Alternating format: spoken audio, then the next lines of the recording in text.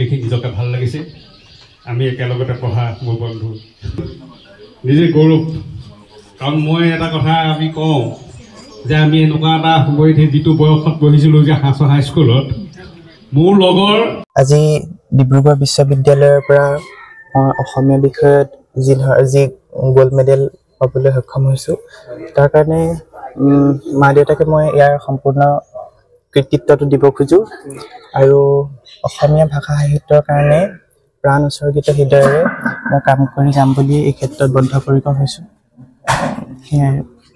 লগতে এটা কথা সুধিছোঁ যিহেতু আজিকালি আমি দেখা পাওঁ যে যিসমূহ প্ৰাইভেট স্কুলসমূহত প্ৰায় ইংৰাজী বিষয়ত বেছিকৈ আমাৰ গাৰ্জেনসমূহে ষ্টুডেণ্টসমূহক তাত এডমিশ্যন দি দিয়ে তেনে ক্ষেত্ৰত তোমাৰ অসমীয়া ভাষাটোৰ ক্ষেত্ৰত কিবা ক'বলগীয়া আছে নেকি তেনে ক্ষেত্ৰত মাধ্যম আচলতে হেঙাৰ হ'ব নোৱাৰে তথাপি সেইটো ভাষিক সচেতনতা এটা থকাটো প্ৰত্যেক পিতৃ মাতৃৰ দায়িত্ব বুলি ভাবোঁ যিহেতু ভাষা এটা কাকো জাপি দিব নোৱাৰে ভাষা এটা আয়ত্ব কৰিব লাগিব মানুহে নিজেই বা সেই ভাষিক চেতনা উত্তৰণ ঘটাব লাগিব মানুহে নিজেই সেইটো ভাষা আচলতে সেইটো নিজৰ পৰা আহিব লাগিব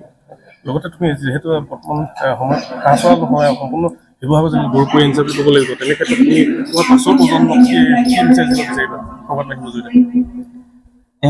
মই আচলতে মোৰ নিজৰ ৰুচিমতেহে গৈছোঁ তেওঁলোকৰ নিজৰ ৰুচিমতে তেওঁলোকে আগবাঢ়ক তাকে কৈছোঁ গাঁওবাসীৰ ওচৰত মই পৰম কৃতজ্ঞ আৰু তেওঁলোকৰ কাৰণেই আচলতে মই কিবা দুটামান কাম জীৱনত সাধন কৰি থৈ যাব লাগিব সঁচাকৈ আজি মানে আমাৰ গাঁৱৰ সন্তান হিচাপে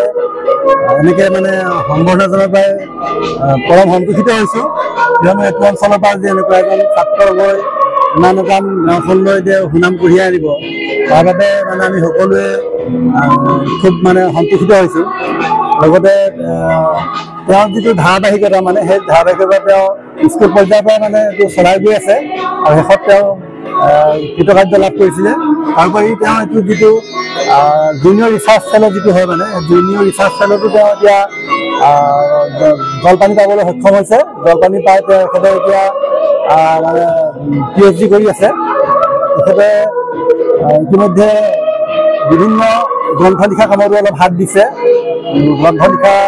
কামবিলাক আগবঢ়াইছে লাহে লাহে যে তেখেতৰ এই কাৰ্যবিলাক যাতে আৰু আগবাঢ়ি যাওক মানে ত্বৰান্বিত হওক যাতে আৰু ভাল হৈ যাওক উত্তৰণ যাত্ৰাটো যাতে থমকি নৰয়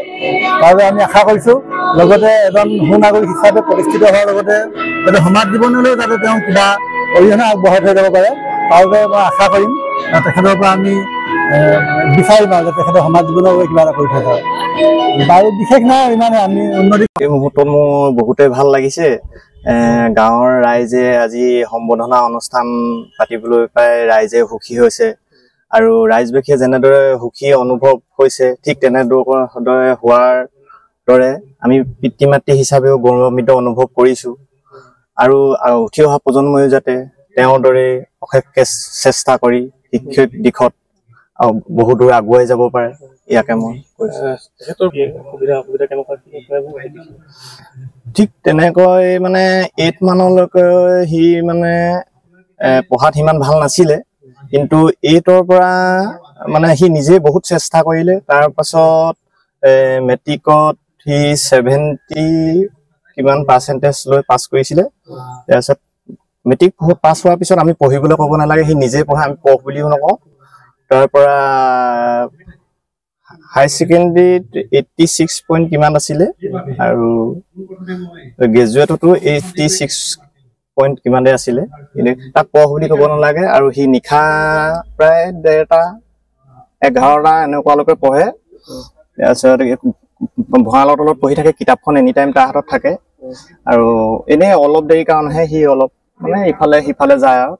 তাৰ বাদে কিতাপৰ বাদে সি একো চিনি নাপায়, মানে অকল কিতাপতে মগ্ন। কিতাপ পঢ়িবলৈ নাপালে হেনো তাৰ মাথা কামুৰে। মই এইটোকে ক'ব বিচাৰিম যে আচলতে পিতৃ মাতৃকটো সদায় পুত্ৰ সন্তানক ভাল হোৱাটোৱে বিচাৰে, কিন্তু পুত্ৰ সন্তানসকলেও মা দেউতাই কি কৈছে সেইটো মানে ভাল দেউতা মায়ে ভাল বুলি কৈছে বুলিয়ে তেওঁলোকে চিন্তা কৰিব লাগিব। আৰু পিতৃ মাতৃয়ে ক'লেই নহ'ব যে পঢ়িবলৈ কৈছে, যদি নিজে যদি মানে গুৰুত্ব নিদিয়ে বা নিজে ধ্যান কৰি নপঢ়ে, কিতাপখন মুখৰ আগত লৈ যদি ইফালে সিফালে চাই মনোযোগ দি নপঢ়ে।